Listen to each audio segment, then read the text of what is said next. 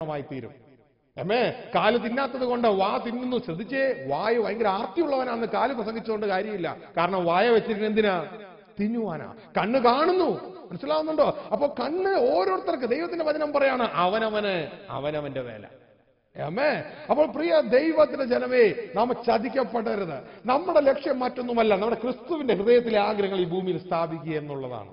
അമ്മേ, ഹല്ലേലൂയ. അപ്പൊ അതിനുവേണ്ടി നാം പല സ്വർഗീയ പഠനം നടത്തേണ്ട ആവശ്യമുണ്ട്. കർത്താവ് യേശു പറഞ്ഞു, നിങ്ങൾ രക്ഷാനുഭവത്തിലേക്ക് വന്നാൽ നിങ്ങൾ ആദ്യം ചെയ്യേണ്ടത് എന്റെ മുഖമേറ്റ് എന്നോട് പഠിപ്പിൻ. നിങ്ങളുടെ പഠനം നിങ്ങൾ ആരംഭിക്കണമെന്നേ. ദൈവമക്കളുടെ പ്രശ്നം ഇവർ പഠനം ആരംഭിച്ചില്ല. ദൈവമക്കളുടെ പ്രശ്നം എന്ന് പറയുന്നത് അവർ ഒരിക്കൽ വീണ്ടും ജന അനുഭവത്തിൽ കടന്നു വന്നു. അവർ സ്നാനപ്പെട്ടു, സഭയിൽ കയറി. പിന്നെ എന്നും അവരുടെ ചിന്ത ആരാധിച്ച് മുന്നോട്ടേക്ക് പോവുക. കർത്താവ് പറഞ്ഞ അങ്ങനെയല്ല. എന്റെ മുഖമേറ്റ് നീ അന്ന് മുതൽ എന്ത് ചെയ്യണം? പഠിക്കാൻ തുടങ്ങണം. എന്നെ പഠിക്കണം. Seek the kingdom. അമ്മേ, കിങ്ഡത്തിന്റെ കാര്യങ്ങൾ നീ മനസ്സിലാക്കണം. എന്റെ ഹൃദയത്തിലെ ആഗ്രഹങ്ങൾ മനസ്സിലാക്കണം. നീ എവിടം വരെ വളരണം? പഠിച്ച് ക്രിസ്തുവാകുന്ന തലയോളം വരണം. അതിന്റെ അർത്ഥം എന്നാണെന്നറിയാമോ? ഈ കുഞ്ഞുങ്ങള് പൊക്കം നോക്കണ പോലെ അപ്പന്റെ അത്ര എത്തിയോന്ന് പൊക്കം നോക്കും ഇല്ലേ? ചുമരേര് വരച്ച്. അത് ഭൗതികമാണ് എങ്കിൽ ശ്രദ്ധിച്ചാട്ടെ, ആത്മീയത്തിൽ ദൈവത്തിന് പറയുമ്പോൾ ക്രിസ്തുവാകുന്ന തലയോളം വളരണം. അതിന്റെ അർത്ഥം എന്ന് പറയുന്നത്, മകനെ, ഇന്ന് നിന്റെ ചിന്ത ലോകപ്രകാരമാണ്, ഇന്ന് നിന്റെ ചിന്ത ജഡപ്രകാരമാണ്. നീ എന്ത് ചെയ്യണമെന്നറിയാമോ? ഞാൻ ചിന്തിക്കുന്ന പോലെ നീ വളരണം. എന്റെ ചിന്തയിലേക്ക് നീ വളരണോ? എന്റെ ഹൃദയത്തിന്റെ ആഗ്രഹങ്ങൾ നീ മനസ്സിലാക്കണോ? അതനുസരിച്ച് നീ പ്രവർത്തിക്കുവാൻ തുടങ്ങണോ? ഇതാണ് ക്രിസ്തുവാകുന്ന തലയോളം വളരുക എന്ന് പറഞ്ഞാൽ. അമ്മേ, എന്റെ ക്രിസ്തുവാകുന്ന തലയോളം വളരുക. ഈ സ്വർഗീയ മനുഷ്യൻ ആ ദൈവാനുഭവത്തിൽ സൃഷ്ടിക്കപ്പെട്ട ഈ മനുഷ്യനെ പൂർണ്ണമായും ഈ സോളിൽ ധരിക്കുക എന്നുള്ളതാണ് ക്രിസ്തുവാകുന്ന തലയോളം വളരുക എന്ന് പറഞ്ഞാൽ. പൂർണ്ണമായും നമ്മുടെ സോളിലേക്ക് ധരിക്കുക. ഈ ലോകപ്രകാരമുള്ള ഈ സോളിലേക്ക് പൂർണ്ണമായും ഹെവൻലി മനുഷ്യനെ ധരിക്കുക എന്നുള്ളതാണ് ക്രിസ്തുവാകുന്ന തലയോളം വളരുക എന്ന് പറഞ്ഞാൽ. അപ്പൊ പ്രിയ ദൈവത്തിനേ, ഇന്ന് നിങ്ങൾ ഒരു കാര്യം മനസ്സിലാക്കി, എങ്ങനെയാണ് വിശ്വാസം നമ്മുടെ ജീവിതം നഷ്ടപ്പെടുന്നത്? അതിൽ ഒന്ന് മനസ്സിലാക്കി. ഇനിയുമുണ്ട് എങ്ങനെ, അത് അടുത്ത ആഴ്ച നിങ്ങൾ മനസ്സിലാക്കൂ. ഇന്ന് കേട്ട കാര്യങ്ങൾ നിങ്ങളുടെ ജീവിതത്തിൽ നിങ്ങൾ ഉറപ്പിക്കുവാനായിട്ട് ഇടയാകണം. അപ്പോൾ നാം ഇന്ന് കേട്ടു, ഒന്ന്, നാം ഓരോരുത്തരും ദൈവം നമ്മെ സൃഷ്ടിച്ചത് സ്പിരിച്വൽ ബോഡി എന്ന രൂപത്തിൽ, മനുഷ്യൻ ജീവനുള്ള ദേഹി എന്ന രൂപത്തിലായിരുന്നു. ദൈവം ആർത്ത് സൃഷ്ടിക്കുന്നതിന് മുമ്പ് നമ്മളെല്ലാം ദൈവത്തിലുണ്ടായിരുന്നു. നമ്മൾ ദൈവത്തിലുണ്ടായിരുന്നു പറഞ്ഞാൽ നമ്മൾ സ്വർഗീയ രൂപികളായിരുന്നു. അമ്മേ, ദൈവം ആർത്ത് സൃഷ്ടിക്കുന്നതിന് മുമ്പ് നമ്മൾ ദൈവത്തിലുണ്ടായിരുന്നു, നമ്മൾ സ്വർഗീയ രൂപികളായിരുന്നു. എന്നാൽ ദൈവം ആർത്ത് സൃഷ്ടിച്ചപ്പോൾ നമ്മൾ ദൈവത്തിൽ നിന്ന് ആദത്തിൽ വന്നു. എപ്പോ? ആ മണ്ണുകൊണ്ടുള്ള ആ രൂപത്തിന്റെ മേൽ ദൈവം ഊതി. അങ്ങനെ ഊതിയപ്പോൾ ആദം ജീവനുള്ള ദേഹിയായി തീർന്നു. നമ്മളെല്ലാം എങ്ങോട്ടേക്ക് വന്നു? ആദത്തിന്റെ ഉള്ളിൽ. ഒരു വിത്തിന്റെ ഉള്ളിലേക്ക് വരുന്നത് പോലെ ദൈവത്തിന്റെ ഉള്ളിൽ ഇരുന്ന് നമ്മളെല്ലാം ആദത്തിന്റെ ഉള്ളിൽ വന്നു. തുടർന്ന് ദൈവം ഒരു മനുഷ്യനെ ഉണ്ടാക്കാൻ പോയില്ല. ശ്രദ്ധിച്ചേ, പിന്നെ എല്ലാം എവിടെന്നാ വരുന്നേ? ഹൗവ പോലെ എവിടെന്നാ വന്നേ? ആദത്തിൽ നിന്നാ വരുന്നത്. മനസ്സിലായോ? ദൈവം ഒരു തൃട്ടിപ്പ് കഴിഞ്ഞു, പിന്നെ ദൈവം അതിലേക്ക് വരുന്നില്ല, പിന്നെ ആദത്തിൽ നിന്ന് വരികയാ. പക്ഷെ ആദം പാപം ചെയ്തപ്പോൾ ആദം മരിച്ചു. അതോടുകൂടി ആദത്തിന്റെ ഉള്ളിലുണ്ടായിരുന്ന നമ്മളെല്ലാവരും മരിച്ചു. മനസ്സിലാവുന്നുണ്ടോ? ആമേൻ. തുടർന്ന് കർത്താവ് യേശു ക്രിസ്തു തന്റെ കാൽവരി ക്രൂശിലെ പാപപരിഹാര ബലിയിലൂടെ നമ്മളുടെ മരിച്ച ആത്മാവിനെ, ശ്രദ്ധിച്ചേ, ആ മരിച്ചെന്ന് പറഞ്ഞാൽ ദൈവവുമായി സെപ്പറേറ്റ് ചെയ്യപ്പെട്ട ആത്മാവിനെ ഒരുമിച്ച് നമ്മൾ യേശുവിനെ ഏറ്റു പറഞ്ഞപ്പോൾ നമ്മൾ ആ ആത്മാവിനെ യേശുവിനോട് ക്രൂശിക്കുകയായിരുന്നു ചെയ്തത്. ഇതാണ് പൗലോസ് അപ്പോസ്തലൻ പറയുന്നത്, ഞാൻ കർത്താവിനോടുകൂടെ ക്രൂശിക്കപ്പെട്ടു, ഇനി ഞാനല്ല ക്രിസ്തു എന്നിലൂടെ ജീവിക്കുകയാ ചെയ്യുന്നത്. ആ ക്രിസ്തു വേണം നമ്മളിലൂടെ ജീവിക്കുവാൻ. അപ്പോൾ പുതിയതായ ആ ഒരു മനുഷ്യൻ സൃഷ്ടിക്കപ്പെട്ടു. ആ സൃഷ്ടിക്കപ്പെട്ട മനുഷ്യൻ ആത്മരാജ്യത്തിലാണ്. ഏത് രാജ്യമാണ്? ദൈവരാജ്യമാണ് ആത്മരാജ്യം. ആമേൻ. അത് ഇന്ന് കർത്താവിനോട് പറയുന്നത്, നിങ്ങൾ ആ രാജ്യം അന്വേഷിപ്പിൻ. വീണ്ടെടുക്കപ്പെട്ട നമ്മളോട് പറയുകയാണ്, ഇന്നു മുതൽ നിങ്ങൾ എന്ത് ആരംഭിച്ചു കൊള്ളണം? പഠനം അന്വേഷിച്ചു കൊള്ളണം. ദൈവരാജ്യം അന്വേഷിക്കണം. ദൈവരാജ്യം അന്വേഷിക്കണം. നിങ്ങൾക്ക് എന്നാ വേണം? പഠനം ആവശ്യമാണ്. നിങ്ങൾ എന്റെ നുഖമേറ്റ്, മത്തായി 11:29 പറയുന്നത്, എന്റെ നുഖമേറ്റ് എന്നോട് പഠിക്കണം. മനസ്സിലാവുന്നുണ്ടോ? ഹല്ലേലൂയ. അങ്ങനെ നിങ്ങൾ ദൈവരാജ്യം അന്വേഷിക്കണോ? ദൈവരാജ്യം അന്വേഷിക്കുമ്പോൾ അവിടെ പുതിയതായി സൃഷ്ടിക്കപ്പെട്ട മനുഷ്യനെ നിങ്ങൾ കാണൂ. ഈ മനുഷ്യനെ എടുത്ത് നിങ്ങളുടെ ലോകത്തിലെ മനുഷ്യനെ ധരിക്കണം. നിങ്ങൾ ഉടുപ്പ് ധരിക്കുന്നത് പോലെ എടുത്ത് ധരിക്കണം. ഇങ്ങനെ നിങ്ങളോട് ഞാനത് പറയുമ്പോൾ നിങ്ങൾ ഇതൊന്നും കേൾക്കാതെ ഇരിക്കുവാനുള്ള ഈ ലോകത്തിന്റെ പ്രഭുവായ പിശാച് പ്രവർത്തിക്കുന്നുണ്ട്.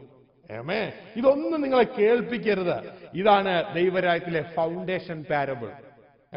നിങ്ങൾക്കറിയാം, കർത്താവ് ഒരിക്കലും പറഞ്ഞു, ശിഷ്യന്മാർ ചോദിച്ചു, അയ്യോ ഇതിന്റെ അർത്ഥം പറഞ്ഞു തരുന്നു പറഞ്ഞാൽ കർത്താവ് പറഞ്ഞു, ഇതിന്റെ അർത്ഥം നിങ്ങൾക്ക് മനസ്സിലായില്ലെങ്കിൽ പിന്നെ ഏതിന്റെ അർത്ഥം നിങ്ങൾക്ക് മനസ്സിലാകും? വിധക്കാരന്റെ ഉപമയാണ് പറഞ്ഞത്. അതിന്റെ അർത്ഥം ഇത് നിങ്ങൾക്ക് മനസ്സിലായില്ലെങ്കിൽ ഇതാണ് ഫൗണ്ടേഷൻ. ഇത് നിങ്ങൾക്ക് മനസ്സിലായില്ലെങ്കിൽ പിന്നെ ഏതാണ് നിങ്ങൾക്ക് മനസ്സിലാകാൻ പോകുന്നത്? അപ്പൊ ഒന്ന് മനസ്സിലാക്കിയോ, ഇന്ന് നമുക്ക് പലർക്കും മനസ്സിലാകാത്തതിന്റെ കാരണം ആദ്യത്തത് പോലും അറിഞ്ഞുകൂടാ. പിന്നെ തുടർന്ന് പറയണതും ABCD പഠിക്കാതെ ഇംഗ്ലീഷിൽ വാക്കുകൾ കൂട്ടി വായിക്കാൻ പറ്റുമോ?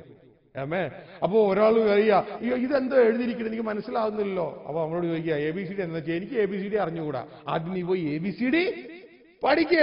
എങ്ങനെയാണ് വിശ്വാസവും വരുന്നതെന്ന് നീ കാര്യം നീ മനസ്സിലാക്കുക. എങ്ങനെയാണത് പോകുന്നതെന്ന് നിങ്ങൾ മനസ്സിലാക്കുക. അപ്പോൾ പ്രിയ ദൈവത്തിന് ആദ്യം നമ്മൾ ആ ഫൗണ്ടേഷൻ മനസ്സിലാക്കാൻ ഇടയാകണം. ആ പുതു മനുഷ്യനെ ധരിക്കുവാൻ ഇടയാകണം. പിന്നെ അവസാനമായി നാം മനസ്സിലാക്കിയത്, നാം പുതു മനുഷ്യനെ പലരും ധരിക്കാൻ ശ്രമിക്കുന്നവരാണ്. പക്ഷേ എത്ര വചനം കേട്ടാലും നമ്മുടെ അകത്ത് നോക്കുമ്പോൾ ഒന്നും കാണാനില്ല. ഹോളുള്ള ഓട്ടയുള്ള ആ ചെടിച്ചട്ടിയിലേക്ക് വെള്ളം ഒഴിക്കുന്നത് പോലെയാണ് നമ്മൾ വചനം സ്വീകരിക്കുന്നത്.